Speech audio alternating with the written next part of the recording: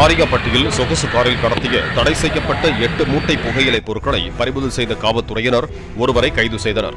காரியாபட்டி 4 வழிச்சாலையில் வாகன சோதனையில் ஈடுபட்ட தனிப்படை காவலர்கள் பரமக்குடியை சேர்ந்த பில்லத்தி குரு ஓட்டி வந்த இனோவா காரில் சோதனையிட்டனர். புகையிலை பொருட்கள் பிடிபட்டதை அடுத்து அந்த காரும் பறிமுதல் செய்யப்பட்டது.